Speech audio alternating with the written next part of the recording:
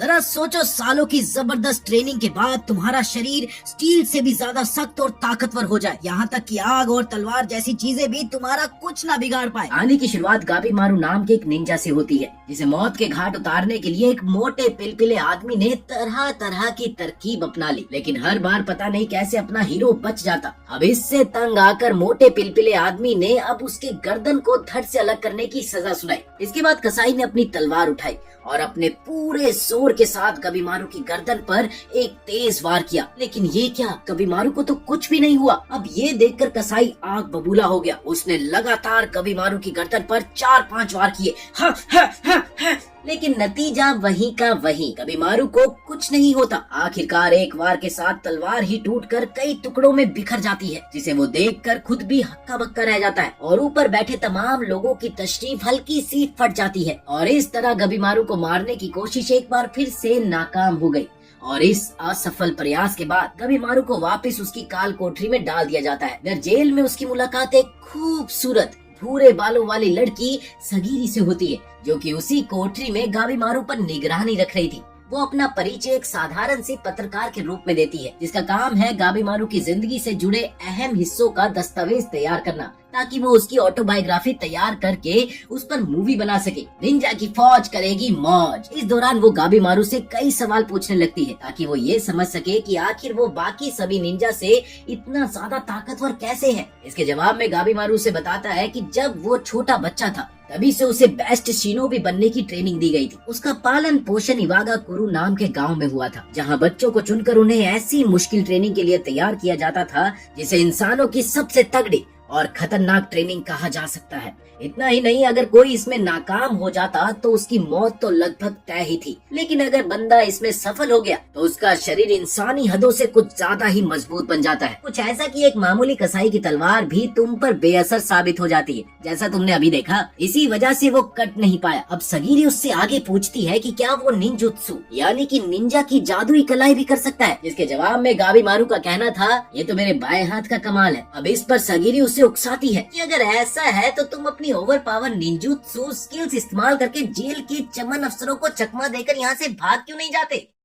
जिस पर वो जवाब देता है कि उसे लगता है ये सब करने का यहाँ कोई मतलब नहीं है, क्योंकि इन बेवकूफों पर अपनी कला आजमाना मेरी नजर में बिल्कुल व्यर्थ है। उल्टा मुझे तो मजा आ रहा है कि ये लोग कितनी बेताबी से मुझे मारने की कोशिश कर रहे हैं। अब अगले दिन वो मोटा टैंकर जैसा दिखने वाला इंसान गाबीमारू को मारने के लिए एक नए तरीके के साथ सामने आया, जहां इस बार उसने फैसला लिया कि गाबीमारू को जिंदा जलाया जाए। इस दौरान वो एक बड़ा सा अलाव तैयार करता है, जहां पर गाबीमारू को लकड़ी के खंभों से बांध दिया गया। वो मोटा दानव इस सीन को देखकर भी बहुत ही ज्यादा रोमांचित था, क्योंकि उसे विश्वास था कि इस बार तो उसका दुश्मन हमेशा के लिए स्वाह हो जाएगा। किंतु आग लगने के कुछ मिनटों बाद ही हम देखते हैं कि गाबीमारू पूरी तरह से आग की लिपटों से घिरा हुआ था। फिर वो अचानक से आंखें खोलता है और उसी मोटे आदमी की ओर गुस्से से देखता है, लेकिन मरता नहीं है। इस दूसरी कोशिश के भी बेकार हो जाने पर गाबीमारू को वापस उसकी काल कोठरी में डाल दिया जाता है, जहां वो बिल्कुल ठीक ठाक और मस्त था। उसके बाद सगीरी की नजर एक बार फिर से उस पे पड़ती है, जहां इस बार गाबीमारू से बताता है कि वो खुद नहीं चाहता कि वो अमर बना रहे, वो तो चाहता है कि ये तमाम तरीके जल्दी से उसे मार डाले। अब सगीरी दूसरी ओर देख रही थी, क्योंकि गाबीमारू के कपड़े जल चुके थे, लेकिन वो अपने सवाल जवाब फिर भी जारी रखती है। गाबीमारू ने उसे आगे बताया कि जब वो छोटा बच्चा था तभी गांव के मुखिया ने पूरी फैमिली को खत्म कर दिया था और फिर उसे गोद ले लिया। उस दिन से उसकी सारी पहचान एक मशीन या फिर ये कहें कि दिमाग से जीरो वाले शिनोबी बनने तक ही सीमित कर दी गई। अब मुखिया ने उसे सिर्फ निंजा की दुनिया की बातें सिखाई, इंसानी जज्बात क्या होते हैं ये सब उसे कभी नहीं बताया। इसी वजह से वो बेचारा बच्चा पोगो की दुनिया से कभी बाहर ही नहीं निकल पाया। तब सगीरी सवाल करती है कि जब वो इतना ताकतवर और सुपर ह्यूमन जैसा शिनोबी है तो आखिर पकड़ा कैसे गया। तो गाबीमारू से बताता है कि एक रात वो गांव छोड़ने की कोशिश कर रहा था, जिसके लिए मुखिया की सख्त मनाही थी, और इसी गुनाह पर उसके अपने ही साथी निंजाओं ने उसकी पीठ में छुरा घोंप दिया और फंसाकर गिरफ्तार करवा दिया। उसे ऐसा लगता था कि मुखिया ने ही उन्हें ऐसा करने का हुक्म दिया होगा, क्योंकि उसका गांव छोड़ना मुखिया के लिए फायदेमंद नहीं था। अब ये सुनकर सगीरी उससे पूछती है कि गांव छोड़ने की उसकी इतनी बड़ी वजह आखिर थी क्या, लेकिन गबीमारू इसका कुछ भी जवाब दे पाता इससे पहले ही कहानी का सीन बदल जाता है। और अब हम देखते हैं कि गबीमारू को तीसरी बार मौत देने की कोशिश हो रही है। इस बार उसे एक लकड़ी के तख्ते पर बांध दिया गया, जहाँ उसके पैरों से कुछ बैल बंधे हुए हैं। अब ये तरीका बहुत ही खतरनाक था, क्योंकि उन बैलों का वजन गबीमारू के वजन से काफी ज्यादा था और उन बैलों को उल्टी दिशा में भगाया जाएगा, जिससे गबीमारू का शरीर बीच में से फटकर 2 हिस्सों में बट जाएगा। इस प्लान के साथ ही वो भद्दा मोटा आदमी एक बार फिर से एक्साइटेड हो जाता है, क्योंकि पिछली बार की तरह उसे फिर से उम्मीद थी कि आखिरकार अब गबीमारू के 2 टुकड़े तो हो ही जाएंगे। लेकिन होता फिर से वही है जो पिछली 2 बार हुआ था, क्योंकि जैसे ही बैल उल्टी दिशा में दौड़ते हैं गबीमारू की बजाय वो खुद ही अपनी हड्डियां तोड़ बैठते हैं और ढेर हो जाते हैं। उसकी बेजोड़ ताकत उसे खींच कर फाड़ने की बजाय उन्हीं पर भारी पड़ जाती है। अब ये देखकर सगीरी आगे बढ़ती है और उसी खुले मैदान में गबीमारू से पूछती है कि तुम्हारी आखिर गांव छोड़ने की असली वजह क्या थी। जिस पर गबीमारू उसे बताता है कि ये वजह इतनी दिलचस्प नहीं है कि तुम्हें रिकॉर्ड में दर्ज करनी जरूरी लगे। इसी बीच वो मोटा आदमी सगीरी को डांटता है कि तुम अपने ये बकवास सवाल बंद करो और गबीमारू की जान लेने पर ध्यान दो, समझे। पर सगीरी कहती है कि उसके लिए ये सब दर्ज करना बहुत ही ज्यादा जरूरी है। तब गबीमारू बताता है कि उसके गांव छोड़ने की शुरुआत इवागाकुरु गांव में ही हुई, जहां वो पूरे निंजा ग्रुप में सबसे ऊपर था, सभी निंजाओं से ज्यादा ताकतवर, यहाँ तक कि मुखिया से भी ज्यादा ताकतवर। इसी वजह से मुखिया उसे अपना सबसे कीमती हथियार मानता था और गबीमारू ज्यादातर उसी के आसपास रहता था। तभी उसकी नजदीकियां मुखिया की बेटी से बढ़ गई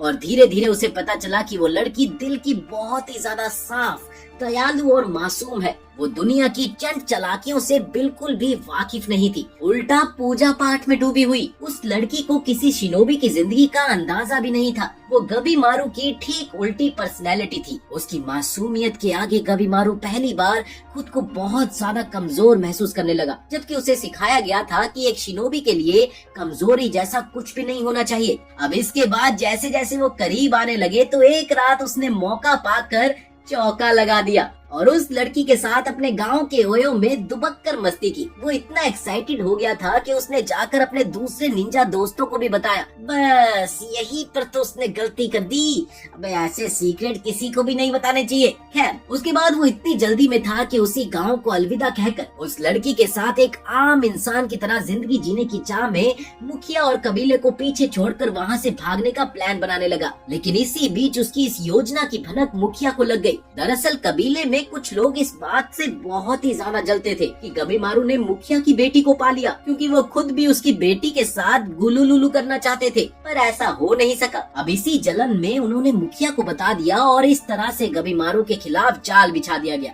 नतीजन उसे तुरंत गिरफ्तार कर लिया गया और उसकी अपनी मंडली के लोग छत पर खड़े होकर उस पर हंसते रहे। इसके बाद गबीमारू सगीरी से कहता है, बस यही मेरी कहानी थी। इधर सगीरी उसके जवाबों से संतुष्ट सी दिखती है और देर रात वो एक ऑफिसर से मिलकर गबीमारू के साथ और वक्त गुजारने की बात कहती है, ताकि वो उससे और भी सवाल पूछ सके। पर उसी वक्त ऑफिसर सगीरी को समझाता है कि तुम्हें गबीमारू से डरना चाहिए, क्योंकि वो इतना सीधा नहीं है जितना तुम समझ रही हो। वो बताता है कि गबीमारू का एक और नाम है, उसे खोखला गबीमारू कहा जाता है, क्योंकि वो अंदर से एकदम शून्य है। उसके अंदर कोई भावना नहीं और ना ही कोई संवेदना है। वो एक चलता फिरता कत्ल करने वाला मशीन है, ठीक वैसे ही जैसे मुखिया उसे बनाना चाहता था। वो अफसर सगीरी से ये भी कहता है कि जब गबीमारू को गिरफ्तार किया गया था, उसने वहाँ मौजूद 20 से भी ज्यादा गार्ड्स को कुछ ही सेकंड में मौत के घाट उतार दिया। हालांकि सगीरी फिर भी नहीं डरती और वो अपना दस्तावेजी काम जारी रखना चाहती है। कुछ देर बाद सगीरी दोबारा से गबीमारू से पूछती है कि अगर तुम अंदर से खाली हो तो गिरफ्तारी के दौरान 20 लोगों को मारने की क्या जरूरत थी? आखिर तुम तो खुद मरना चाहते हो। इस पर वो मानता है कि वो खुद भी नहीं जानता कि वो क्यों हमेशा भागता या फिर लड़ता रहता है, जबकि उसे तो खुद इस जिंदगी से आजादी पानी है। अगले दिन उस मोटे आदमी ने गबीमारू को मारने का एक और नया तरीका अपनाया। इस बार उसने गबीमारू को काले तेल में डुबोकर आग के हवाले करने का सोचा, लेकिन जैसे ही उसने गबीमारू को आग के हवाले किया, वो बड़े आराम से जलता हुआ उसे पार कर गया। एक बार फिर से इस वार का उस पर कोई असर नहीं हुआ। इतना ही नहीं, लपटों से बाहर निकलते हुए तेल और चिंगारियां उसके शरीर से उड़ती है, जिससे आसपास के कुछ गार्ड्स तो जल ही जाते हैं। अब इसे देखकर मोटे के गोटे एक तरह से मुंह में आ गए, लेकिन वो फिर भी हार मानने को तैयार नहीं था। इसी बीच सगीरी उसे बताती है कि उसने सारी तैयारियां कर ली है और अब उससे पता है कि गबीमारू को वाकई कैसे मारा जा सकता है। इसके बाद वो पिलपिला उसे एक अंडरग्राउंड सुरंग में ले जाता है, जहाँ वो खुश होते हुए सोचता है कि अब गबीमारू का अंत एकदम निश्चिंत है। वहीं सुरंग के दूसरी छोर पर सगीरी पहले से ही उसका इंतजार कर रही थी। अब यहाँ पता चलता है कि सगीरी कोई साधारण रिकॉर्डर या फिर कोई पत्रकार नहीं, बल्कि यमादा कबीले की एक नामी तलवार ट्रेनी है और असल में वो भी एक जल्लाद है, जिसे सिर्फ गबीमारू की कमजोरियों को परखने और आखिर में उसे खत्म करने के लिए भेजा गया था। लो भाई, ये चली लड़की ने चाल। अब इधर गबीमारू को ये एहसास होता है कि यही एक इंसान है जो शायद उसका सिर वाकई में कलम कर सकती है। वो घबराकर अपनी बेड़ियां तोड़ता है और इसी बीच सगीरी उस पर वार करती है, मगर वो अगले ही पल उछलकर उसके हमलों से बच निकलता है। लेकिन तभी उसे महसूस होता है कि उसके गले पर एक हल्की सी खरोंच आ गई है, जिसमें से खून की बूंदें टपकती है और जिसे देखते ही गबीमारू चौंक जाता है, क्योंकि उसने पहली बार अपने शरीर से खून बहते हुए देखा था। तब सगीरी उसे बताती है कि उसे लगता है कि गबीमारू का दावा सच है, वो अंदर से बिल्कुल खाली इंसान है। लेकिन उसने अब तक एक बात उससे झूठ बोली, वो ये थी कि उसका ये भी कहना है कि वो मरना चाहता है, जो कि बिल्कुल गलत था। हकीकत ये थी कि उसे अपनी पत्नी से बेहद मोहब्बत है और दिल ही दिल में वो उस पर जान छिड़कता है। वो उसकी सबसे बड़ी कमजोरी भी है। असल में वो जीना चाहता है, क्योंकि वो उसके लिए सब कुछ है। अब ये सुनकर गबीमारू बुरी तरह से बौखला जाता है और सगीरी के साथ तलवार की लड़ाई तेज कर देता है। इसी दौरान वो उससे पूछती है कि आखिर वो इतना झूठ क्यों बोलता है, जिसके जवाब में वो कहता है कि वो हमेशा से ऐसा ही है और उसे घंटा नहीं पता कि आम इंसान के जज्बात कैसे होते हैं। वो मानता ही नहीं कि उसके अंदर प्यार जैसी कोई भावना भी हो सकती है। इसी बीच एक फ्लैशबैक में हम देखते हैं कि उसकी पत्नी उसे गले लगाकर कहती है कि वो अंदर से बिल्कुल खाली नहीं है, उसमें प्यार महसूस करने की काबिलियत है। वो महज एक हत्यारा नहीं बल्कि उसका प्यारा पोकी पू है। अब अपनी बात को साबित करने के लिए वो उसे बताती है कि जब सबने उसके चेहरे पर पड़े दाग को लेकर उसका मजाक उड़ाया तो केवल गबीमारू ही था जिसने उसे इंसान समझा। वही ये बात तो सबको पता थी कि उस गांव में मर्दों को सिर्फ योद्धा बनने के लिए पाला जाता है, जबकि औरतों को बच्चे पैदा करने की मशीन समझा जाता था। गांव के मुखिया ने अपनी बेटी को सबक सिखाने के लिए उसके चेहरे पर तलवार से गहरा दाग लगा दिया। अब यही वजह थी कि गबीमारू इस निंजा जीवन को अलविदा कहना चाहता था।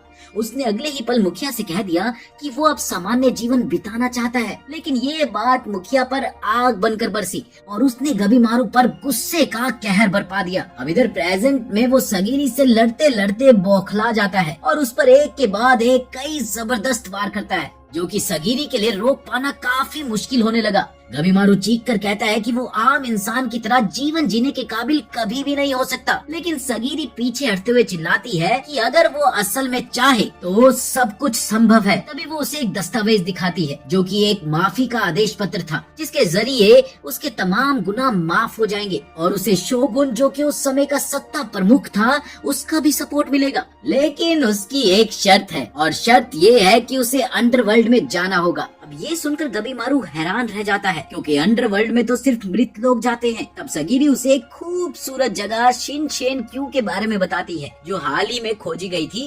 लोगों का मानना था कि वही कहीं अमर रहने वाला जूस मौजूद है। शोगुन ने इसे हासिल करने के लिए एक जहाज भेजा था, लेकिन वो जहाज लौटा तो जरूर, मगर वो पूरा फूल पत्तियों से लदा हुआ था। जांच पड़ताल के दौरान उन फूलों के बीच से लोगों की लाशें निकली। इतना ही नहीं, इसके बाद भी कई और जत्थे भेजे गए, लेकिन कोई भी जिंदा वापस नहीं आ पाया। इसलिए अब शोगुन ने ये फैसला लिया है कि वो वहाँ पर सिर्फ अपराधियों को भेजेगा। यही नहीं, जो भी इस मिशन में सफल हुआ और उस अमर रहने वाले जूस को लेकर लौटेगा, उसे आधिकारिक तौर पर माफी दे दी जाएगी और उसे आजादी से जीने का हक भी मिलेगा। सगीरी उसे बताती है कि उसे ऐसे अपराधियों की तलाश थी जिनके अंदर जीने की जबरदस्त इच्छा हो, ऐसे लोग जो किसी भी हाल में हार मानने वाले ना हो। और उनमें सबसे ज्यादा ताकतवर शिनोबी को ढूंढना उसका मकसद था। वो उम्मीद कर रही थी कि शायद गबीमारू वो इंसान हो सकता है लेकिन उसे वहाँ पर अनजाने दुश्मनों से लड़ना होगा और बाकी अपराधियों से भी मुकाबला करना होगा, क्योंकि सबको माफी तभी मिलेगी जब वो उस रस को सबसे पहले लाकर शोगुन को सौंप देंगे। अब सगीरी आगे बताती है कि उसकी प्यारी पत्नी अभी किसी अज्ञात जगह पर छुपी हुई है।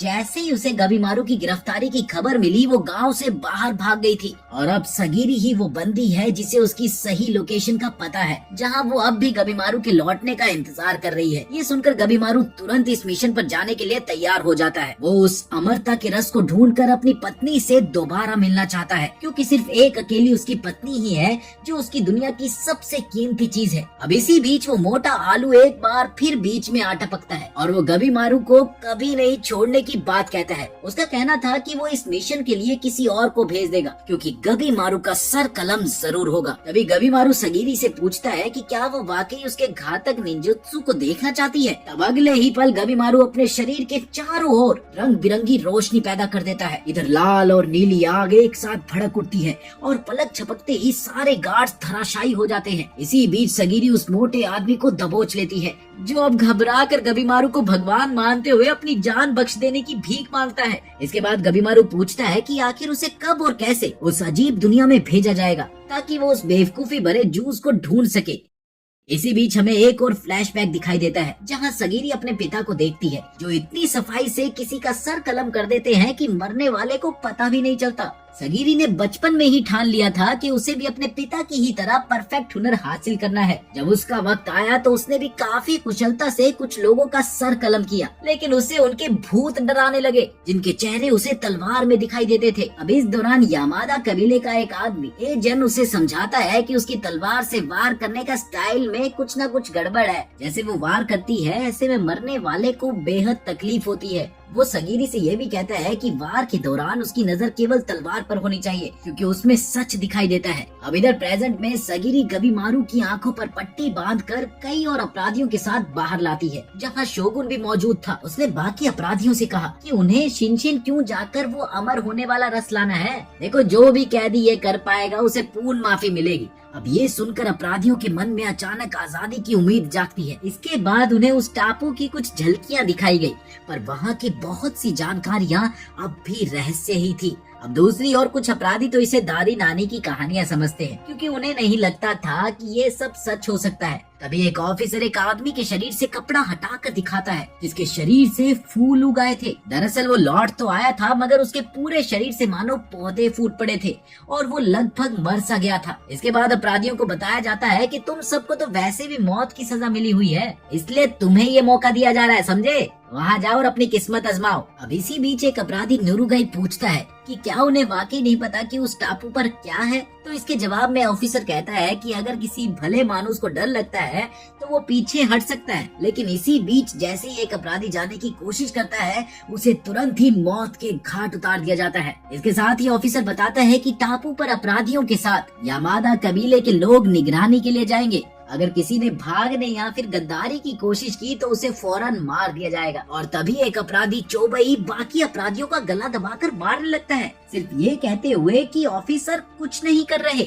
इसका मतलब ये है कि वो खुद चाहते हैं कि अपराधी आपस में ही एक दूसरे को मार दे। अब ये बात सुनते ही ऑफिसर उसकी बातों को स्वीकार भी कर लेता है और इस तरह वहाँ पर खुलेआम मौत का नंगा नाच शुरू हो जाता है, जिसे देखकर शोगुन मजे लेते हैं। अब इधर ऑफिसर इसे बेमतलब की भसड़ कहता है, मगर शोगुन भाई को तो मजे आ रहे थे, इसलिए वो तो बस इस पल के मजे ले रहे थे। इसी बीच शोगुन अपने ऑफिसर से पूछता है कि ये क्या बवासीर लेकर आए हो बे, क्या इनमें से कोई काबिल अपराधी भी है? इस पर ऑफिसर उसे गिनाकर बताता है कि कुछ ही है जिनमें असाधारण हुनर है और उन सब में सबसे खास है गबीमारू। इसके साथ ही सबकी नजरें गबीमारू पर जाती है, जो हिल डुल भी नहीं रहा था, क्योंकि कोई भी उस पर वार करने की हिम्मत नहीं कर रहा था। अब उधर एजन की नजर सगीरी पर पड़ती है, जिसे ये सब देखकर बड़ा गंदा फील हो रहा था। अरे ये तो बस ट्रेलर है, असली लड़ाई तो उस टापू पर होगी, जो कि इससे भी खतरनाक होगी। क्या तुम वहाँ टिक भी पाओगी? वो उससे उससे कहता है कि अगर वो ये सब नहीं संभाल पाएगी तो बेहतर है कि वो यहीं से वापस चली जाए और अपनी आलीशान हवेली में आराम से रहे। जिस पर सगीरी सोच में पड़ जाती है और उसे अपने बचपन के दिन याद आने लगते हैं कि कैसे कुछ लोग उसका पीछा करते थे और उसके परिवार के ऐसे रुतबे के कारण उसे डराते थे। इसी बीच एक दिन उसने एक तलवार उठाई और उसकी चमकती हुई धार में उसे मरे हुए लोगों की आत्माएं दिखाई दी। अब इधर कुछ अपराधी सोचते हैं कि सगीरी उन पर वार करने में हिचकिचाएगी, इसीलिए वो उस पर टूट पड़ते हैं, जिससे एजन सोच में पड़ जाता है कि क्या वो इन्हें संभाल लेगी। लेकिन सगीरी बिना समय गवाए सभी को मौत के घाट उतार देती है और फिर भी वो अंदर ही अंदर उन आत्माओं से डरने लगती है जो उसे नजर आ रही थी। तभी गबीमारू बोलता है कि लोगों को मारना कभी भी सही नहीं होता, जिसे सुनकर सगीरी को थोड़ा सुकून तो मिलता है। वो उन भूतिया परछाइयों से थोड़ा सा मुक्त होती है। अब गबीमारू ऑफिसर से पूछता है कि क्या कोई और तरीका नहीं है जिससे ये सब मौत मारा काटी से बचा जा सके, क्योंकि वो नहीं चाहता कि ये खून खराबा हो। इस पर एक ऑफिसर उसे डांटता है, अपनी जुबान संभालो, और एक अपराधी को उस पर वार करने का आदेश देता है, जा खत्म कर दे उसे। अब अगले ही पल वो आदमी एक भारी पत्थर उठाकर गबीमारू पर फेंकता है, मगर गबीमारू आसानी से बच जाता है। हीरो है ना भाई कहानी का, इसीलिए। इसके बाद गबीमारू कहता है कि वो बातचीत करना चाहता है, पर वो अपराधी तो जैसे उसे मारने पर ही तुला हुआ था। फिर क्या था, आखिर में गबीमारू के पास कोई चारा नहीं बचता और उसे अपनी जान बचाने के लिए उसका कत्ल करना पड़ता है।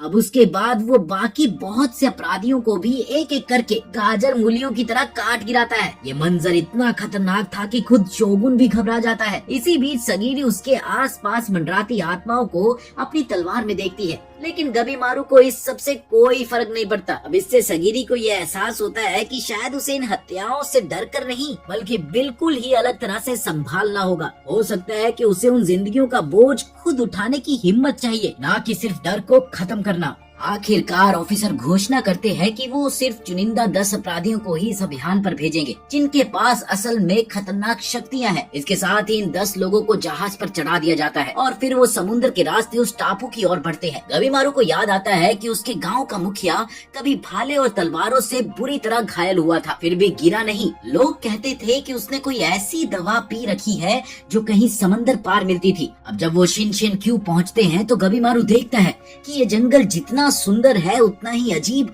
और खौफनाक है। वो सगीरी से कहता है, ये टापू जितना प्यारा दिखता है यहाँ रहना उतना ही मुश्किल होगा, है ना? इसके साथ ही वो अपनी बेड़ियां तोड़ देता है, जिस पर सगीरी उसे घूरती है। वो समझाता है कि यहाँ हमारे पास सिर्फ 3 दिन का राशन है और एक अधूरा सा नक्शा, इसीलिए उसके पास वक्त कम है। पर सगीरी उसे टोकती है कि अगर उसने नियम तोड़े तो उसका सर कलम कर दिया जाएगा, और मैं जल्लाद हूँ, तुम्हारी कोई दोस्त नहीं, समझे? वो चाहती थी कि वो दोबारा अपने हाथ बांध ले। अब इसके साथ ही मजबूरी में गबीमारू को हाथ बांधना पड़ता है। लड़की है ना भाई, सुननी तो पड़ेगी। तभी एक भारी लोहे का गोला आकर उससे जोर से टकरा जाता है, जिसने उसे दूर उछाल कर पटक दिया। अगले ही पल वो लोहे का गोला एक अपराधी कायन के पास वापस चला जाता है, जो समझता है कि उसने गबीमारू को मार दिया। लेकिन तभी गबीमारू उठ खड़ा होता है। वो अपनी गर्दन चटकाता हुआ कहता है, भाई साहब सॉरी, या तो विन है या तो लर्न, और अब की बार तो आपको सिर्फ लर्न करने का मौका मिला है। इस दौरान सगीरी बताती है कि कायन एक ऐसा योद्धा है जो अपने द्वारा मरे गए योद्धाओं के हथियार चुरा लेता है। गबीमारू नोट करता है कि कायन के हाथों में बेड़ियां नहीं है। अब सगीरी उसकी निगरानी करने वाले ऑफिसर केशव से पूछती है कि उसने उसे क्यों नहीं बांधा हुआ, तो केशव जवाब देता है, क्या दिक्कत है, तू चिल करना, हम इसे वापसी में बांध देंगे। अब साथ ही वो खुद को काफी ज्यादा भाग्यशाली मानता है कि उसे कायन जैसा शख्स मिला। इसी बीच कायन अपने अलग अलग हथियार दिखाता है, जिसे वो गबीमारू पर आजमाने के लिए आतुर था। अब गबीमारू सोचता है कि इस सब में वक्त बर्बाद होगा और बाकी सब तब तक आगे बढ़ जाएंगे, पर कायन की रणनीति ये है कि अगर कोई सुराग नहीं है तो क्यों ना वो बाकी अपराधियों को मारकर अंत में आराम से रस ढूंढे। इसीलिए गबीमारू को मजबूरन लड़ाई करनी पड़ती है और अगले ही पल कायन उस पर हमला कर देता है, जबकि सगीरी उससे कहती है कि वो पहले हाथ बांध ले। कायन अपना भारी हथौड़ा गबीमारू के सर पर दे मारता है, मगर हथौड़ा टूट जाता है। फिर वो और हथियार निकाल कर उस पर हमला करता है और एक के बाद एक हथियारों की बारिश के बीच भी गबीमारू बचता जाता है। अब आखिरकार कायन भाला चलाता है, पर गबीमारू भाले को तोड़ देता है और अगले ही पल वो कायन को हवा में उछाल देता है, और जब उसके हथियार नीचे गिरते हैं तो गबीमारू उनमें से एक भाले को लात मारकर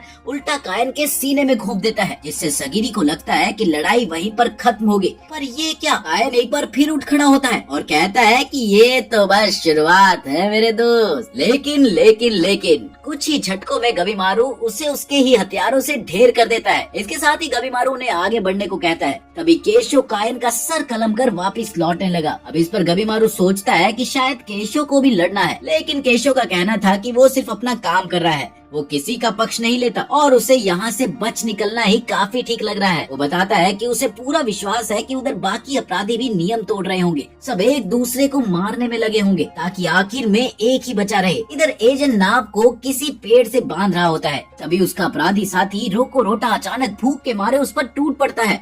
एजेंट खुद को संभालने की कोशिश करता है पर उसकी तलवार ही टूट जाती है और वो रोको रोटा के हाथों मारा जाता है। इसी तरह दूसरे अपराधी भी अलग अलग जगहों पर मारे जा रहे थे। केशो कहता है कि वैसे भी और अपराधियों को लाया जाएगा, चाहे अब वो इवागा कुरु गांव से हो या फिर यामादा कबीले से, सब के सब बलि के बकरे ही हैं। जाते जाते वो सगीरी से कहता है कि वो चौकन्नी रहे क्योंकि वो जिस अपराधी के साथ है वो काफी खतरनाक है, जिससे सगीरी थोड़ी सी सिहर जाती है। इधर अचानक गबीमारू उस पर हमला कर देता है पर पता नहीं कैसे सगीरी वार को रोक लेती है। अब इसी बीच गबीरी को याद आता है कि कैसे उसके माँ बाप को मुखिया ने मार डाला था क्योंकि वो गांव छोड़ना चाहते थे। अब मुखिया ने उसे ये भी समझाया था कि भावनाएं इंसान को कमजोर बनाती है और इससे तुम कुछ भी हासिल नहीं कर पाओगे। गबीमारू ये सोचता हुआ तेजी से सगीरी पर वार करता जाता है, जबकि सगीरी उसके वारों को एक के बाद एक रोकती रहती है। इस दौरान बेचारा गबीमारू ये समझ नहीं पा रहा था कि आखिर वो सगीरी को सीधे मार क्यों नहीं देता। तभी उसे अपनी पत्नी की कही एक बात याद आती है कि भावनाओं का साथ मत छोड़ो। पर ये माहौल पता नहीं क्यों गबीमारू के अंदर जैसे कोई कश्मकश पैदा कर रहा था, क्योंकि उसे लगता है कि भावनाएं रखने का मतलब कमजोर होना है। इसके साथ ही वो सगीरी को लगभग गिराकर उस पर आखिरी बार करने ही लगा था कि अचानक से वो रुक जाता है, जिसका नतीजा ये होता है कि सगीरी उसे पीछे ढकेल देती है। वो सोचता है कि ये उसकी कमजोरी है और इस तरह तो वो कभी किसी को भी नहीं हरा पाएगा, इसलिए वो दोबारा जोर शोर से हमला करता है और साथ ही मुखिया के सबक को याद करके खुद को खाली साबित करने की भी कोशिश करता है। अगले ही पल उसने अपने वार से सगीरी की तलवार को तोड़ दिया, लेकिन चतुर चालाक सगीरी फिर भी उसके वार को म्यान से रोकने की कोशिश करती है और फिर आखिर में वो हारती हुई सी नजर आती है। इसके साथ ही गबीमारू उस पर अंतिम वार करने ही वाला था कि अचानक से वो फिर से रुक जाता है। उसे समझ आता है कि वो अंदर से इतना भी खाली नहीं है कि वो सगीरी को मार दे और इस एहसास के कारण वो जोर जोर से रोने लगता है। उसे लगता है कि उसकी असली भावनाएं उसे कमजोर बना रही है, पर सगीरी कहती है कि यही उसकी असल मजबूती है। खुद को धोखा दिए बगैर उन तमाम जिंदगियों के बोझ का सामना करना ही उसकी सच्ची ताकत है। उससे कहती है कि अब वो अपनी पुरानी जिंदगी से अलग हो चुका है और सच में एक आजाद पक्षी वाला रास्ता चुन सकता है। अब इसी बीच उधर एक दूसरा अपराधी तैमियो देखता है कि उसके हाथ पर किसी तितली ने डंक मारा है। ये देखते ही उसे तुरंत उस आदमी का हाल याद आता है जो फूलों में ढका हुआ लौट कर घर आया था। इसलिए वो घबरा कर झटपट अपना हाथ काट देता है और तितली को मार गिराता है। अब ये देखकर उसका साथी फूची हैरान रह गया, लेकिन तामी उसे दिखाता है कि तितली के चेहरे पर इंसानी चेहरे दिखाई देते हैं। वो कहता है कि ये कोई साधारण तितली नहीं बल्कि एक मॉन्स्टर थी। मॉन्स्टर देखते ही देखते उसका कटा हुआ हाथ फूलों में बदलने लगा और अगले ही पल आसपास बाकी अजीब से जीव भी प्रकट हो जाते हैं, जिनमें एक बड़ा सा राक्षसी दानव भी शामिल था। उसी वक्त गबीमारू और सगीरी भी इस मॉन्स्टर से घिर जाते हैं और अगले ही पल उनके सामने एक फिश मॉन्स्टर आ खड़ा होता है, जिसे देखकर गबीमारू सगीरी से कहता है कि तुम पीछे रहो और वो खुद उस मॉन्स्टर से लड़ने की तैयारी करता है। इसी बीच एक फ्लैशबैक में तामियो की कहानी सामने आती है। तामियो एक बेहतरीन तलवारबाज था जो कि एक बड़े सेठ के यहाँ पर नौकरी करने लगा था, पर एक दिन उसे अपने स्वामी की कोई बात बुरी लग गई तो उसने उस पर कहर ढा दिया। गुस्से में आकर उसने उसकी हवेली तोड़ डाली और उस स्वामी को भी मार डाला। इससे पूरी रियासत उसके पीछे पड़ गई और फिर वो गिरफ्तार हो गया। उधर फिश मॉन्स्टर अपने हाथों से गबीमारू पर हमला करता है, जिससे बचने के लिए गबीमारू ने उसे लात मारने की सोची, लेकिन उस मॉन्स्टर ने उसका पैर पकड़कर उसे ही जमीन पर पटक दिया। अब मॉन्स्टर के इस वार से गबीमारू संभल तो जाता है, लेकिन फिर सोचता है कि ऐसे किसी भी अनजाने दुश्मन से सीधे लड़ना बुद्धिमानी नहीं है। अब वो भागने की सोच ही रहा था कि वो राक्षस उसे दबोच लेता है और पेड़ों से टकरा टकरा कर उसे फेंक देता है। इसी बीच सगीरी देखती है कि इस बार गबीमारू को वाकई ही चोट लग गई थी। वो दोनों वहाँ से भागना चाहते हैं, मगर तभी उन्हें दिखाई देता है कि चारों तरफ से बड़े बड़े मॉन्स्टर्स ने उन्हें घेर लिया है। अब जब बात अपनी जान बचाने की आती है तो गबीमारू अपने असली रूप में आ जाता है। वो अपना निंजुत्सु चलाकर एक बड़े से मॉन्स्टर का सर छट से उड़ा देता है, फिर बाकियों को बेरहमी से मारता जाता है। वहीं पास खड़ी सगीरी ये सब देखते हुए सोचती है कि ये जगह कितनी खतरनाक है। इसी बीच अचानक एक दानव सगीरी पर पीछे से हमला करता है, जिससे वो किसी तरह से बचती है, पर तभी कुछ मॉन्स्टर उसे जकड़ लेते हैं। अब वो बड़ा दानव उस पर वार करने ही वाला था कि तभी गबीमारू उसका हाथ काट देता है और सगीरी को बचा लेता है। इसके बाद गबीमारू अपने गुस्से को शांत कर ही रहा था कि तभी वो फिश मॉन्स्टर दोबारा से उस पर वार करने के लिए आ गया। लेकिन इसी बीच यमादा कबीले का एक और जल्लाद जेनजी वहाँ पर आ जाता है और उस मॉन्स्टर को मार गिराता है। उसके साथ ही वहाँ पर एक निंजा लड़की यूजिरी भी दिखाई देती है, जो गबीमारू की बहादुरी की तारीफ करती है कि उसने अकेले ही इतने सारे मॉन्स्टर्स का सफाया कर दिया। वो उससे इतनी खुश थी कि वो गबीमारू को खोपचे में चलने के लिए कहती है, लेकिन वो उसके जाल में नहीं फंसता, जिस पर यूजिरी कहती है कि वो तो बस हंसी मजाक कर रही थी, पर हकीकत में उसे किसी ऐसे ही मर्द का साथ चाहिए था, क्योंकि वहाँ हालात बहुत ही ज्यादा खतरनाक थे। सगीरी देखती है कि यूजिरी के साथ दो जल्लाद हैं, जिस पर जेनजी उसे बताता है कि वो दूसरे अपराधी का जल्लाद है, पर उस अपराधी को यूजिरी ने ही मार डाला। इसीलिए उसे शक है कि एक ही जल्लाद उसे काबू में नहीं रख सकता। इसीलिए अब उसके साथ एक और जल्लाद है जिसका नाम है सेंटा। यूजिरी बताती है कि इस टापू पर अजीब जीवों की भरमार है, इसलिए सिर्फ अमर रहने वाला जूस ढूंढना ही काफी नहीं, बल्कि सब कुछ प्लान के साथ होना चाहिए। ये सुनकर सगीरी कहती है कि मिलकर काम करने का आइडिया बड़ा ही सही है। I like it. उधर यूजिरी के हार्मोन्स एक बार फिर से उछाल मारते हैं और वो गबीमारू से लिपटने की कोशिश करती है, पर गबीमारू उसे फिर रोक लेता है, जिस पर वो कहती है कि देखो मैं नए जमाने की हूँ, मुझ पर भरोसा बेशक मत करो, पर बस एक बार फायदा तो उठा लो।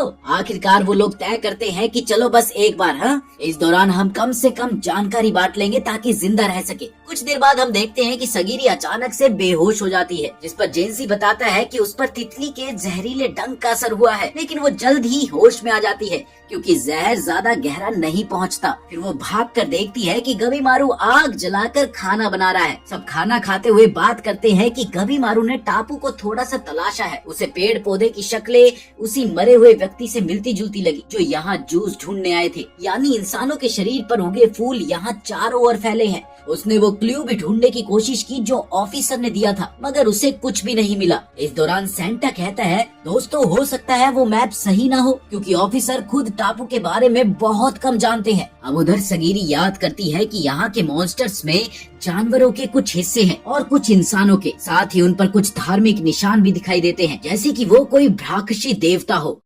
इस दौरान जेनजी सगीरी से कहता है कि वो वापस लौट जाए, क्योंकि उसे नहीं लगता कि वो इन खतरों का सामना कर पाएगी। इस पर सेंटा तुरंत कहता है कि तुम्हें क्या लगता है लौटना आसान होगा? भैया यहाँ से जिंदा लौटना लगभग नामुमकिन सा है। अब इधर एक और जल्लाद टेंजा और अपराधी नीरुगाई नाव में बैठकर टापू से भागने की कोशिश करते हैं, और वहाँ जाकर उन्हें टूटे फूटे जहाजों के ढेर मिलते हैं, जिन्हें देखकर तो ऐसा लग रहा था कि मानो पहले भी यहाँ से लोगों ने भागने की कोशिश तो की, मगर कोई भी सफल नहीं हो पाया। तभी अचानक एक समुद्री राक्षस उन पर हमला कर देता है और वो जान बचाकर पानी से कूदकर किसी जहाज के टुकड़े पर चढ़ जाते हैं, जहाँ उन्हें ऐसे ऐसे प्राणी दिखाई देते हैं जो इस दुनिया के थे ही नहीं। अभी उन्हें केशो दिखाई देता है जो फूलों में बदल रहा था। टेंजा ने उसे अगले ही पल जोर से पुकारा, पर अगले ही पल टेंटकेल मॉन्स्टर उसे दो टुकड़ों में काट देता है। अब उस लाश को देखकर नीरुगाई को अपने दादा की याद आ गई और वो जोर जोर से रो पड़ी। उसे लगता है कि शायद उस पर कोई अभिशाप है, क्योंकि उसके गाँव के सब लोग भी ऐसे ही मारे गए थे। तब टेंजा ने उसे बचाने की कोशिश की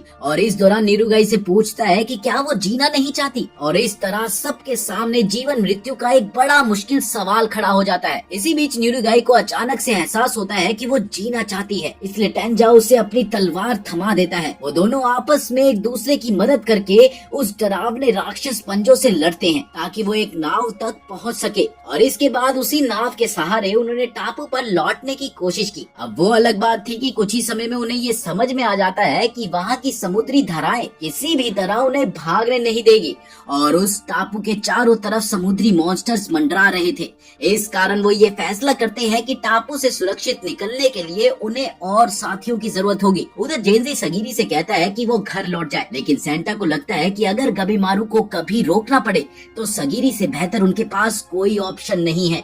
उसका कहना था कि गबीमारू पर सगीरी का बहुत पॉजिटिव प्रभाव भाप पड़ा है। अब इधर देर शाम सगीरी गबीमारू से मिलने जाती है, जहाँ गबीमारू उससे उसका हालचाल पूछता है कि क्या वो अब ठीक महसूस कर रही है, उसे जहर का कोई साइड इफेक्ट फील तो नहीं हो रहा। वो सगीरी को ये भी बताता है कि कैसे सगीरी ने उसे शांत किया था। गबीमारू कहता है कि सगीरी उससे ज्यादा ताकतवर है, वो बस खुद नहीं जानती कि वो उसे कब और कैसे इस्तेमाल करे। अब उसी वक्त वो ये भी जोड़ देता है कि कोई ना, वक्त और तजुर्बे के साथ साथ तुम्हें सब कुछ पता चल जाएगा। अगले दिन सगीरी जेंजी से साफ कह देती है कि वो कहीं नहीं जाने वाली। तब जेंजी उसकी हिम्मत तोड़ने के लिए तलवार निकाल देता है, मगर सगीरी उसे झटपट हरा देती है। अब इधर जेंजी दोबारा तलवार उठा ही रहा होता है कि तभी रोकुरोटा नाम का एक बहुत बड़ा आदमी पीछे से प्रकट होता है और जेंजी को इतनी जोर से धक्का मार देता है कि वो उछलकर दूर जा गिरता है। दरअसल बचपन से ही रोकुरोटा को बिना रुके खाने का अजीब सा शौक था। वो चीजों को हाथों से मसल कर खेलता रहता था, मगर धीरे धीरे वो हिंसक हो गया और एक एक करके उसने अपने पूरे गांव को मार डाला। अब इसी बीच रोकुरोटा की निगाह सगीरी पर पड़ती है। तभी गबीमारू उसे एक जबरदस्त किक लगाकर दूर कर देता है, लेकिन इसी बीच रोकुरोटा एक बार फिर उठ खड़ा होता है, जिससे गबीमारू दंग रह जाता है कि उसकी इतनी जबरदस्त लात मारने के बाद भी आखिर वो कैसे उठ खड़ा हुआ। इधर गबीमारू को याद आता है कि उसे गुरुजी ने यही सिखाया था कि सीधा हमला करने से पहले दुश्मन की ताकत का सही अनुमान लगाओ। इसी कारण वो जल्दबाजी में हमला ना करके रोकुरोटा की गतिविधियों पर नजर रखने लगता है और इस दौरान रोकुरोटा ने पूरे पेड़ को उखाड़ कर उसकी ओर फेंक दिया, जिससे गबीमारू किसी तरह से बच तो जाता है, लेकिन वो इस सोच में पड़ गया कि शायद ये शख्स मुझसे ज्यादा शक्तिशाली है। वो युजीरा से मदद मांगता है, मगर वो कहती है कि उसके लिए पहले उसे खोपचे में जाना होगा। मगर गबीमारू के कुछ न कहने पर वो किनारे खड़ी होकर गबीमारू को चीयर करने लगती है, गबीमारू गबीमारू। उधर रोकुरोटा बड़े गुस्से से वार करता गया, जिसे गबीमारू बड़ी मुश्किल से चकमा देता है। इसी बीच वो पत्थर फेंक कर रोकुरोटा को टटोलता है, लेकिन उस पर उस बड़े पत्थर का कोई असर नहीं पड़ता। इसके बाद वो खुद को निंजुत्सु तकनीक से लोहे सा कठोर बना लेता है और एक के बाद एक वार करता रहता है, लेकिन फिर भी रोकुरोटा को कोई भी चोट नहीं लगती। फिर वो उस पर अलग अलग तरीके अपनाता है, पर कुछ भी काम नहीं आता, जिससे उसे लगने लगता है कि आखिर इसे मात कैसे दी जाए। दूसरी ओर सगीरी जेंजी के घावों का इलाज करना चाहती है, मगर जेंजी जानता है कि उसे नहीं बचाया जा सकता। वो सगीरी से भाग जाने को कहता है, तुम जाओ यहाँ से, लेकिन सगीरी साफ इनकार कर देती है कि वो उसे अकेला नहीं छोड़कर जाएगी और उससे ये कहती है कि तुम हिम्मत मत हारो। अब सगीरी के इस रवैये से जेंजी को एहसास होता है कि उसने अपनी राह खुद चुनी है, तो वो बस उसे अपनी तलवार सौंप देता है और बताता है कि एक योद्धा की तलवार उसकी आत्मा के समान होती है। फिर वो सगीरी से रोकुरोटा को मारने की गुजारिश करता है। अब इधर गबीमारू के पास विकल्प कम होते जा रहे थे। आखिरकार वो इस फैसले पर आता है कि शायद आग वाली निंजुत्सु तकनीक ही रोकुरोटा को हरा सकती है, मगर रोकुरोटा के इतने नजदीक जाना मतलब अपनी जान से हाथ धोना था। इस दौरान रोकुरोटा की एक उंगली अचानक कटकर अलग हो जाती है। ये सगीरी थी जिसने आकर उसे अपने तेज तलवार के वार से घायल कर दिया था। गबीमारू को उसका ये वार बहुत ही सही लगता है और वो समझ जाता है कि अगर रोकुरोटा का सर काटना है तो पहले उसे नीचे झुकाना होगा, क्योंकि वो बहुत ही ज्यादा लंबा है। इसलिए गबीमारू सगीरी से कहता है कि तुम उसके पैर पर वार करो और मैं उसके हमले को रोकूंगा। बस फिर क्या था, सगीरी दौड़कर उसके पैर पर वार करती है, मगर रोकुरोटा पर इसका कोई असर नहीं होता। उल्टा वो झटके से पलटवार करता है, जिससे सगीरी पीछे गिर पड़ती है। अब सगीरी समझती है कि उसने कुछ ज्यादा ही जल्दी दिखा दी, इसलिए वो खुद को शांत करने की कोशिश करती है। फिर रोकुरोटा जोर से हमला करता है, जिससे गबीमारू किसी तरह से बच तो जाता है, लेकिन उसका घुटना चोटिल हो जाता है। फिर उसी क्षण सगीरी रोकुरोटा के हाथ पर वार करती है, मगर ये क्या, वहाँ भी कोई असर नहीं हुआ। वो समझ जाती है कि उसे हड्डियों के बीच खाली जगह पर सटीक प्रहार करना होगा और जिसके लिए उन्हें उसे झुकाना होगा। इसी बीच रोकुरोटा भयानक तरीके से रोने लगा, जिससे सबके कान सुन होने लगते हैं। उसी अफरा तफरी में वो गबीमारू को ऐसा जोरदार झटका देता है कि वो जमीन से टकराकर खूनम खून हो जाता है। अगले ही पल गबीमारू घुटनों के बल गिरता है और खांसते हुए खून की उल्टी कर देता है।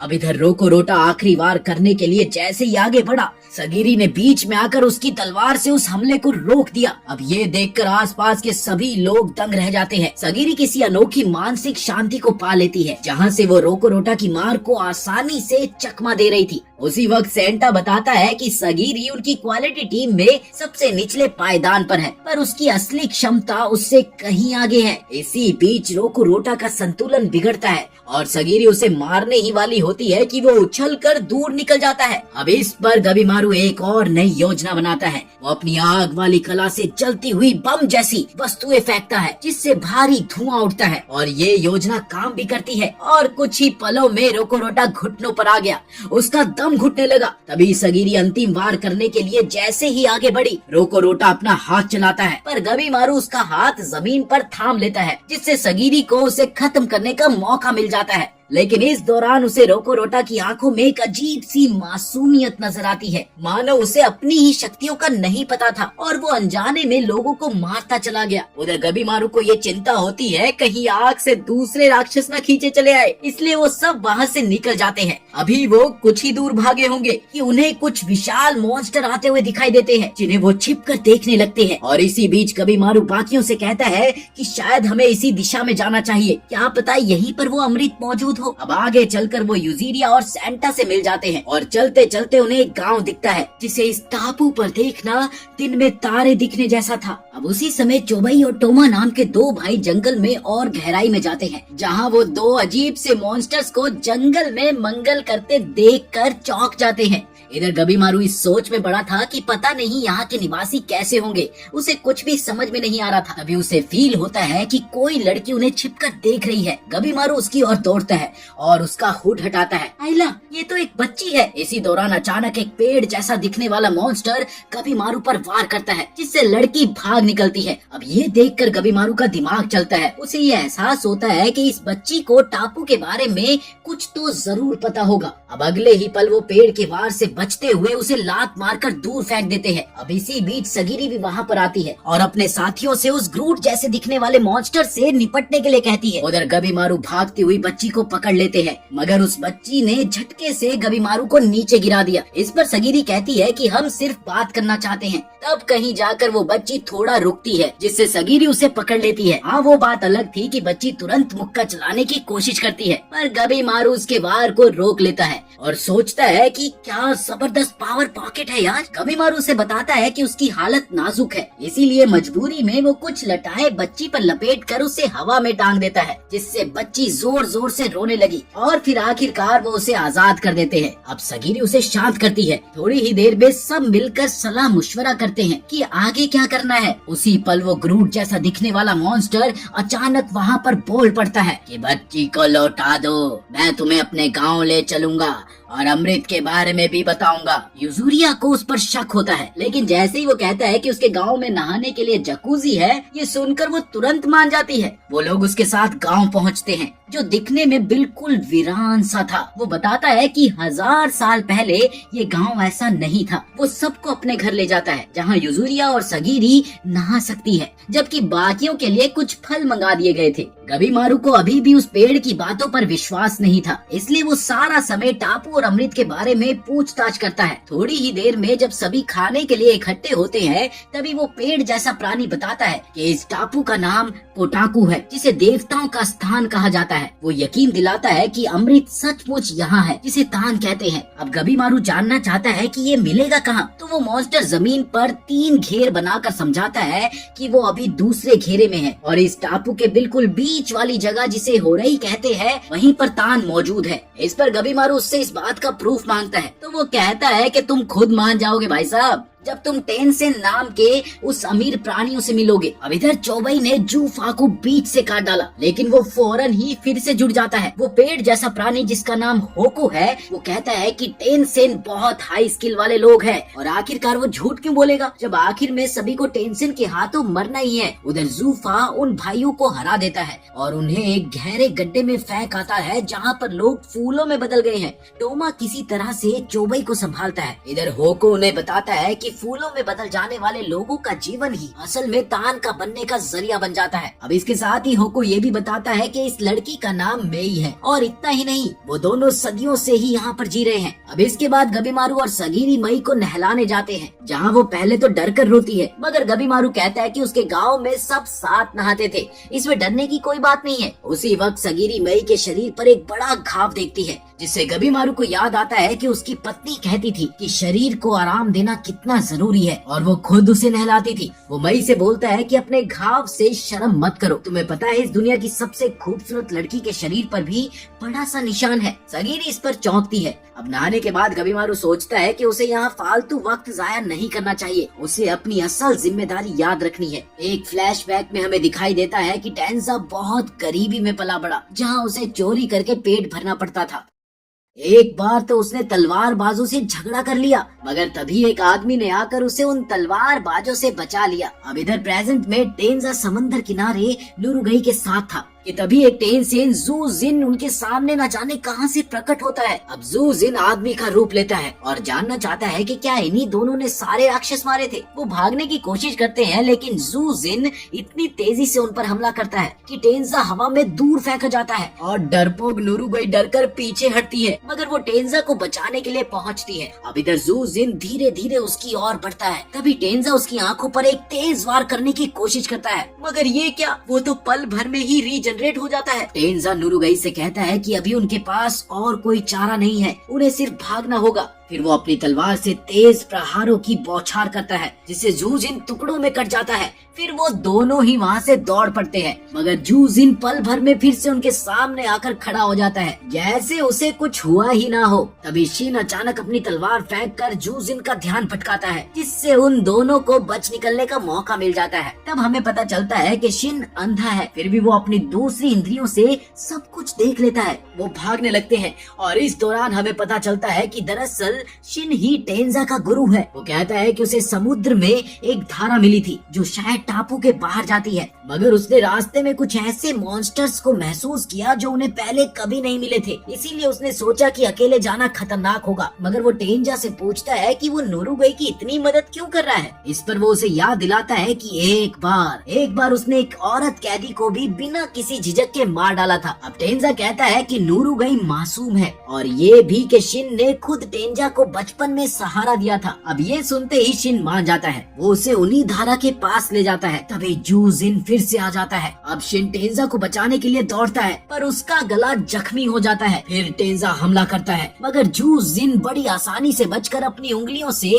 टेंजा के शरीर में 4 छेद कर देता है। अब दरअसल शिन को दूसरे लोगों की मदद करना काफी पसंद था। उसने टेंजा में क्षमता देखी और उसे तलवार चलाना सिखाने लगा, ताकि वो कभी किसी ऐसे इंसान की रक्षा कर सके जिसके लिए वो फिक्रमंद है। टेंजा को लगता था कि उसमें कोई खास गुण नहीं है, इसलिए वो प्रैक्टिस छोड़ना चाहता था, मगर शिन ने कहा कि एक बार बस मुझ पर कामयाब वार कर लो, फिर चाहे तो छोड़ देना। अब टेंजा हार मानने ही वाला था, तभी इजेन नाम का एक शख्स उसे कब्रिस्तान ले जाता है, जहाँ शिन के एक पुराने शिष्य टेसन की कब्र होती है। टेसन भी कुछ ऐसा ही था, उसका आम कामों में मन ही नहीं लगता था और बाद में पापी पेट को पालने के लिए अपराध की दुनिया में चला गया और आखिर में शिन ने ही उसे मार दिया, जिससे उसके मन में टीस रह गई। इजेन कहता है कि इसी वजह से शिन बाकी लोगों को और भी जुनून से सिखाता है। अब ये सुनकर टेंजा डोजो लौटकर दिन रात प्रैक्टिस करता है। टेंजा समझता है कि वो मरने वाला है, लेकिन उसके पास नुरुगई के रूप में कुछ ऐसा है जिसे वो बचाना चाहता है। वो दोबारा उठकर जू जिन पर घूंसे बरसाता है, बस इतना वक्त निकालने के लिए कि शिन और नुरुगई वहाँ से भाग सके। आखिरकार जू जिन एक और ऊर्जा प्रहार करता है जो टेंजा के पेट में एक बड़ा छेद कर देता है। तब टेंजा उन्हें भागने को कहना चाहता है, मगर गला जख्मी होने की वजह से आवाज ही नहीं निकलती। अब शिन उसकी बात को समझकर नुरुगई को ले भागता है। टेंजा आखिर दम तक जू जिन से लड़ता रहता है और वो वहीं पर शहीद हो जाता है। अब दूर से शिन और नुरुगई ये देखकर दुखी होते हैं और शिन कसम खाता है कि टेंजा की मौत का बदला लेकर रहेगा। गांव में सेंटा उस तमाम जानकारी को एक साथ समझ नहीं पाता,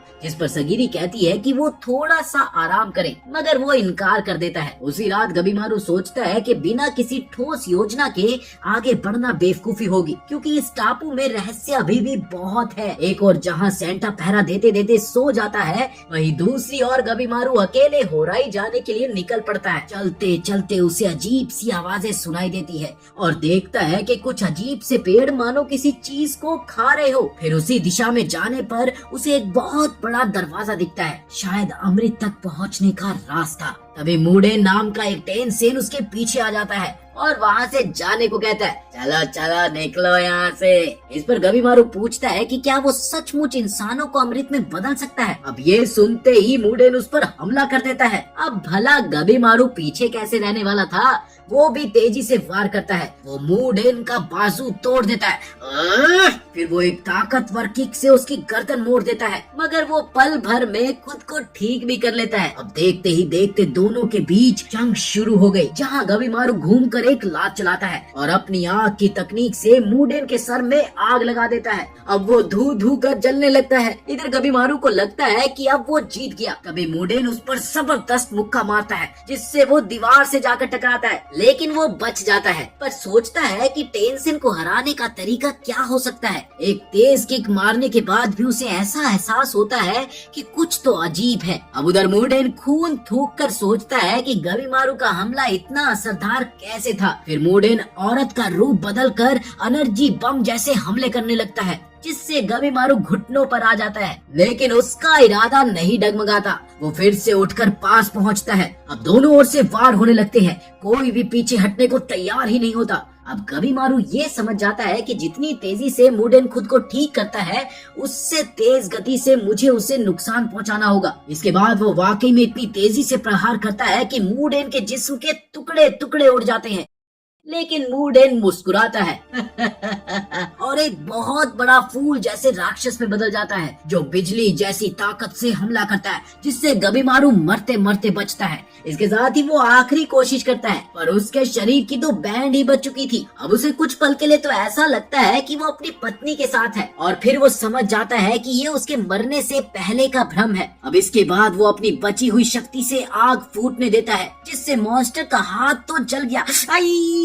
लेकिन गबीमारू भी बेहोश होकर वहीं पर गिर पड़ा। अब इस दौरान मूडेन उसे मारने के लिए आगे बढ़ता है, मगर तभी मई आकर एक ढाल जैसी शक्ति से गबीमारू को बचाती है और उसे वहाँ से हटा ले जाती है। अब सुबह सब लोग गबीमारू और मई को खोजने लगते हैं। होको कहता है कि कुल 7 टेंसेन हैं और हमें दिखाया जाता है कि वो एक जगह पर इकट्ठा हो रहे हैं। अब इधर जूफा झू जिन से नाराज है कि वो उन इंसानों को निपटाने में नाकामयाब रहा और गुस्से में उसका सिर उड़ा देता है। अब इधर कोटाको का शासक रियन जूफा को डांट कर कहता है कि जू जिन को सजा देने का हक सिर्फ मेरा है, हम सब परिवार है। अब इधर जूफा बताता है कि उसने 2 भाइयों चोबई और टोमा को गड्ढे में फेंक दिया था, सिर्फ ये सोचकर कि वो फूल बन जाएंगे। मगर रियन कहता है कि ये इंसान आम कैदियों जैसे नहीं है। तभी पता चलता है कि वो दोनों भाई गड्ढे से बचकर निकल आए हैं। इस पर जू जिन दावा करता है कि उसने गबीमारू को मार दिया और फिर सारे टेंसेन एक खास पेय पीते हैं, जिससे जू जिन वापस इंसानी रूप में आ जाता है। अब इधर होको बताता है कि एक प्राचीन कथा है, एक साधु ने कोई अजीब सी कला सीखी थी, जिससे वो इस काबिल हो गया कि वो देवता के 7 अंशों में बट गया, जिन्हें आज टेंसेन कहा जाता है। वो कहता है कि वो खुद जब बच्चा था तब इंसान हुआ करता था और यहीं का बाशिंदा था। यहाँ के सभी लोग कभी इंसान ही थे, मगर बहुत लंबी उम्र जीने से उनका रूप पेड़ में बदलने लगा और वो अपने होश को खोने लगे। वो सभी मरने से पहले एक जगह इकट्ठा होते हैं ताकि उनकी आत्मा होरई तक पहुंच सके। यही वजह है कि होरई के पास वो पेड़ किसी के बॉडी जैसे लगते हैं। असल में होरई आत्माओं का अंतिम पड़ाव है, मगर टेंसेन तय करता है कि कौन सी आत्मा वहाँ पहुँचेगी और कौन सी नहीं। उधर गबीमारू को होश आता है, उसे लड़ाई की याद आती है और वो सोचता है कि टेंसेन देवता नहीं है, इसलिए वो मारे जा सकते हैं। लेकिन ये अकेले हरगिज संभव नहीं है, उसके लिए टीम चाहिए होगी। अब ठीक उसी समय उसे फूची और तामिया मिलते हैं, जहाँ तामिया उससे कहता है कि क्या हुआ मेरी जान, तुम्हारे कटने का टाइम आ गया क्या?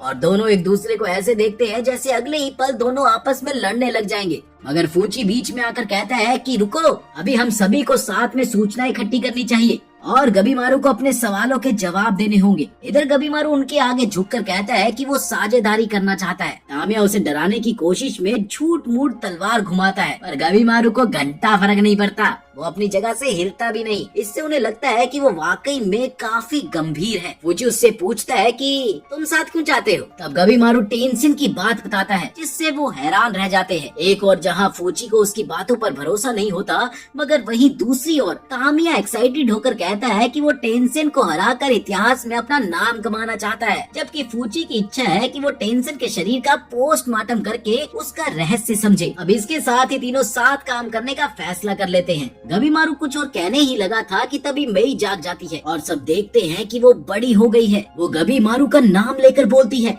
गबीमारू। अब गबीमारू से शुक्रिया कहता है क्योंकि उसने उसकी जान बचाई। साथ ही वो उससे पूछता है कि क्या तुम भी टेंशन जैसी हो। अब इस पर मई सबको ताओ के बारे में बताती है जिसका टेंशन इस्तेमाल करते हैं, मगर वो कुछ भी अच्छे से नहीं बता पाती है क्योंकि उसे बोलने की आदत नहीं थी ना, इसीलिए। उधर गबीमारू के साथियों पर भी मॉन्स्टर का एक बहुत बड़ा ग्रुप अचानक से टूट पड़ता है, जिन्हें तामिया एक एक कर काट गिराता है और अगले ही पल वो मई से ताओ सीखने की जिद करने लगा। इसी बीच थोड़ी देर में उनकी नजर और भी मॉन्स्टर पर पड़ती है, जहां गबीमारू देखता है कि इनके पीछे कोई छाया सा मौजूद है। दूसरी तरफ दो टेंशन आपस में बात करते हैं कि जो इंसानों को गड्ढे में फेंका जाता है वो फूलों में बदलकर तान बनते हैं और वहां से बाहर आना लगभग नामुमकिन है क्योंकि वो फूल जैसे मानव किसी को भी चढ़ने नहीं देते। पर तभी चोबई और टोमा उसी गड्ढे से बाहर निकलते हुए नजर आते हैं। दरअसल वो उन राक्षसों को हराकर ऊपर आ जाते हैं। अब इस दौरान चोबई टेंशन से लड़ने के लिए उतावला था क्योंकि वो ये जान गया था कि उनकी रीजनरेशन नीचे के हिस्से से शुरू होती है, इसका मतलब उनकी कमजोरी वही है। तभी एक डोसी नाम का मॉन्स्टर अचानक उनके सामने आ गया जो कि खुद को टेंशन का दाहिना हाथ बताता है। इतना ही नहीं, वो कहता है कि उसके साथी भी इंसानों की तलाश में है। फिर वो उन दोनों भाइयों से वापस गड्ढे में चलने के लिए कहता है। अब ये सुनते ही चोबई उसे लात मारना चाहता है, मगर भाई साहब तो सवा शेर निकले। उन्होंने चोबई को ही चकमा देकर उसे एक धनाता घुसा मार दिया। अब चोबई टस से मस नहीं होता, बल्कि वो डोसी की बाह इतनी जोर से घुमाता है कि वो टूटकर अलग हो जाती है। इसी दौरान डोसी ने तुरंत ही अपनी बाजू को फिर से उगा लिया और मदद के लिए और मॉन्स्टर साथी भी बुला लिए, जिन्हें टोमा पल भर में ही खत्म कर देता है, जबकि चोबई डोसी से भिड़ा रहता है। और इस दौरान डोसी महसूस करता है कि चोबई के पास ताओ है, पर वो इसका पूरा इस्तेमाल नहीं कर रहा और वो उसी पॉइंट को उसकी कमजोरी मानकर उस पर वार करता है, जिससे चोबई गिर पड़ा। डोशी सोचता है कि अब वो उसे वापस गड्ढे में ले जाएगा, मगर चोबई अचानक से उठकर अपना मुक्का उसके चेहरे के पार निकाल देता है। उसके इस खतरनाक हमले से डोशी हैरान रह जाता है कि आखिर ये इतनी जल्दी चोट से उभर कैसे रहा है। वो अंदाजा लगाता है कि शायद वो पूरी तरह से इंसान नहीं है। इसके बाद डोशी मौत के इरादे से वार करता है, पर चोबई उसे रोक देता है। इस टकराव से चोबई की बाजुएं टूट जाती है, पर अगले ही पल वो जुड़ भी जाती है। दोनों एक दूसरे पर जानलेवा वार करते हैं, पर चोबई धीरे धीरे उस पर हावी होने लगता है। इसी बीच डोशी ध्यान देता है कि चोबई का ताव बढ़ता ही जा रहा है, अब जिसे चोबई खुद नहीं समझ पा रहा कि हो क्या रहा है। इस पर डोशी उससे कहता है कि शायद तुम अब इंसान नहीं रहे, जिसके जवाब में चोबई कहता है कि इस दुनिया में कभी कुछ एक जैसा नहीं रहता मेरे दोस्त, सब कुछ बदलता है, तो मुझे भी इससे कोई फर्क नहीं पड़ता। थोड़ी देर में पता चलता है कि जब ये दोनों भाई डाकुओं के हाथ लगे थे, तब उन्होंने सोचा कि अमीर परिवार के ये लड़के सख्त जीवन नहीं झेल पाएंगे, तो चोबई ने खुद अपनी एक आंख फोड़ कर दिखा दिया था कि वो किसी भी हद तक जा सकता है। अब वो डोशी पर टूट पड़ता है। उसकी शक्ति को झेलता हुआ वो सीधा उसकी नाभि पर वार करता है, जिससे डोशी खून उगलने लगता है, जिससे चोबई को ये बात पता लग गई कि उसका कमजोर पॉइंट उसकी नाभि है। इसी दौरान डोशी और भी मॉन्स्टर्स को बुलाता है, पर टोमा सबको निपटा देता है। अब इस बीच टोमा देखता है कि चोबई के शरीर पर बेल जैसी लकीरें उभर रही हैं, ठीक मेई के निशान की तरह, जिसे देखकर वो काफी परेशान हो जाता है। उधर तामिया ताओ सीखने के लिए मई से बार बार पूछता है कि क्या वो सही कर रहा है, जिस पर मई कहती है, नहीं नहीं, तुम्हें अभी सही तरीका नहीं आता। वो गबीमारू की ओर देखते हैं, पर मई का कहना था कि वो ताओ को सही से नहीं जानती। इधर फ्यूची इस सोच में पड़ा था कि ये लड़की आखिर है कौन। इस बीच गबीमारू याद करता है कि कैसे मई ने अजीब सी ताकत से उसकी जान बचाई थी, जिससे वो ये हिसाब तो लगा लेता है कि वो कोई साधारण बच्ची नहीं है। अब इतने में डोशी का एक और ग्रुप गबीमारू के सामने आ जाता है, जिसे तामिया आगे बढ़कर रोकता है। पर ये क्या, वो अगले ही पल मई को पकड़ लेते हैं। अब डोशी कहता है कि वो उसे काफी समय से ढूंढ रहा था, उसे महल से निकालकर होरई से दूर कर दिया गया था और किसी को उसे ढूंढने की आज्ञा भी नहीं थी, लेकिन अब उसे पाकर वो बहुत खुश हुआ, बहुत ज्यादा खुश हुआ।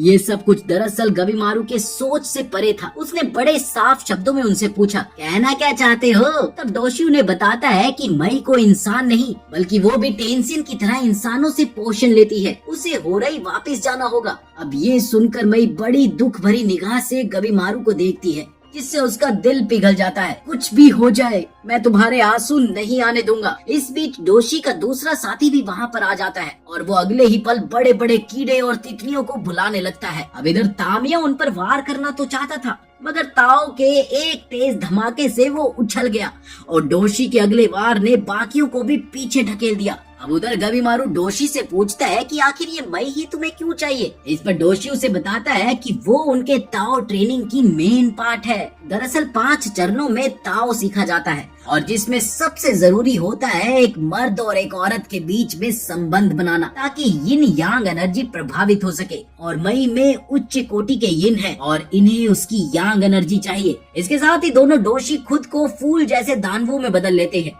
अब जहाँ एक तितली जैसा बन जाता है, वहीं दूसरा कुछ बेन 10 के मॉन्स्टर जैसा लग रहा था। इधर तामिया तितली से जूझते हुए कमजोर पड़ जाता है, जिसे देखते ही गबीमारू अपने आग के वार से उन्हें जलाने की कोशिश करने लगा। आखिरकार तंग आकर गबीमारू अपनी आग की शक्ति से आग की दीवार बना देता है, जिससे उन्हें कुछ देर के लिए सुरक्षा मिलती है। तभी फूची कहता है कि उसने मई के इशारों का मतलब समझ लिया है। वो बताता है कि ताओ को देखने के लिए दिमाग को एक साथ मजबूत और कोमल दोनों बनाना पड़ेगा। अब इसके साथ ही मई गबीमारू के हाथ को थाम कर उसकी ताओ एनर्जी को एक्टिवेट कर देती है। इस दौरान फ्यूची उसे बताता है कि इसके लिए तुम्हें एक खास तरह का मेंटल स्टेट चाहिए, जिसमें तुम्हें अपने मन को नरम करना होगा। अब ये सुनकर गबीमारू को अचानक याद आता है कि कैसे सगीरी ने एक पल में उसे शांत किया था और अब वो धीरे धीरे ये सारे दांव पेच समझने लगा। और अब वो फिर से तैयार हो जाता है, जहाँ डोशी फिर से ताओ के हमले करता है, मगर इस बार गबीमारू उन्हें देख लेता है और उन्हें चकमा देने में कामयाब भी हो जाता है। उसने दौड़कर उनके मुक्कों को भी भांप लिया और अगले ही पल में एक किक से उसने दोनों को ही गिरा दिया। अब इधर तामिया भी जोश में आकर सांप जैसे दिख रहे बेन 10 राक्षस को चीर डालता है, जबकि गबीमारू तितली डोशी को आग में जलाकर भस्म कर देता है। इसी बीच बाकी बचे हुए लोग एक विशाल दरवाजा खोलकर होरई में एंट्री कर जाते हैं, लेकिन तभी वहाँ पता नहीं कहां से मुडेन नाम का टेंसेन आ गया, जिसने एक ही झटके में होको का सिर धड़ से अलग कर दिया। इसके साथ ही वो कहता है कि तुम लोग पहले इंसान हो जो यहाँ तक पहुँचे हो। ये सुनकर यूजीरिया बुरी तरह से डर गई और अचानक वहाँ से भागने लगी, पर अगले ही पल मुडेन उसे झट से पकड़कर कहता है, अरे घबरा क्यों रही हो, हम तो बस बात करना चाहते हैं। अब उधर होको मिन्नत करता है कि उसकी आत्मा को होरई में जगह दे दी जाए, पर मुडेन उसकी हालत और बुरी कर देता है ताकि वो अपनी समझ खो दे। इसके बाद मुडेन साफ कहता है कि इस टापू पर असली अमृत नहीं है, जो डैन यहाँ मिलता है उसे पी कर इंसान पेड़ बन जाता है, जैसे कि होको की कौम को ही देख लो। इसके साथ वो सबको कहता है कि अब बस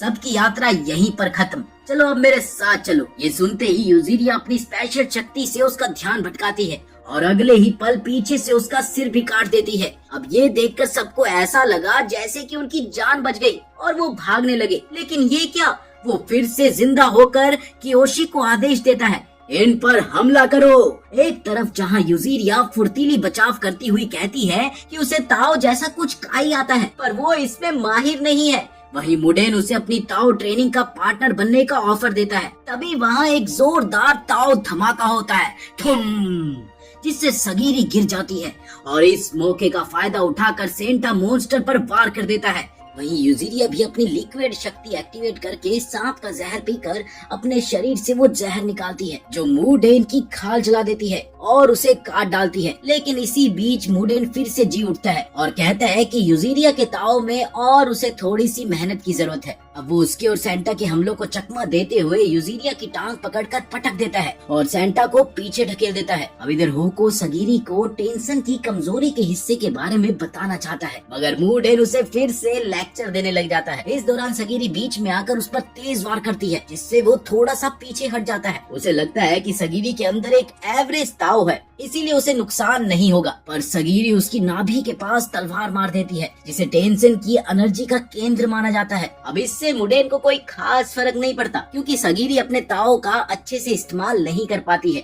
लेकिन वहीं सगीरी अपना धैर्य नहीं खोती और अचानक उसमें ताव की लहरें बहने लगती है। वो मुडेन के चेहरे पर ऐसा वार करती है जो कभी भर नहीं पाता। अब इससे चौंक कर मुडेन गुस्से में आ जाता है और तभी यूजीरिया पीछे से उसे जकड़ लेती है और सगीरी अंतिम वार के लिए दौड़ती है, मगर मुडेन एक झटके से उसे दूर फेंक देता है। वो कियोशी की कोशिश करती है लेकिन वो एक बार फिर से बच जाता है। वो उनके सारे वारों से तब तक बच जाता है जब तक कि वो सभी साथी मिलकर मुडेन के हाथ पैर नहीं काट देते। अब सगीरी के पास सीधा मौका था, लेकिन इसी बीच मुडेन अचानक से हवा में उड़ गया और अगले ही पल ताव की वर्षा करने लगा।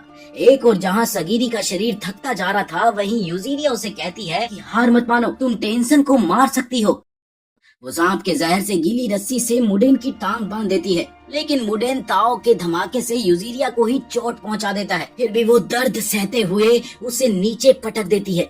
अब इधर मुडेन जैसे ही दोबारा खड़ा हुआ, सेंटा पीछे से उसकी कमर में तलवार घोंपकर उसका हिलना मुश्किल कर देता है और इसके साथ ही सगीरी नाभि वाले हिस्से पर तलवार चलाती है, जिससे मुडेन आखिरकार गिर पड़ता है। वो हार चुका था, मगर सगीरी का टूटा मन बस इसी सोच में पड़ा था कि शायद इस टापू पर असली अमृत जैसा कुछ भी नहीं है। उधर यूजीरिया की नजर आसपास के अजीब से फूलों पर जाती है जो अचानक ही उग आए थे। इतना ही नहीं, अगले ही पल वो उस पर हमला कर देते हैं, जिसे सेंटा बीच में आकर खुद पर वो वार ले लेता है। अब इस हमले से वो तुरंत फूलों में बदलने लगता है और इसके साथ ही अचानक पास में एक बहुत बड़ा फूल जैसा दानव प्रकट हो जाता है, जो कि कोई और नहीं बल्कि मुडेन ही था।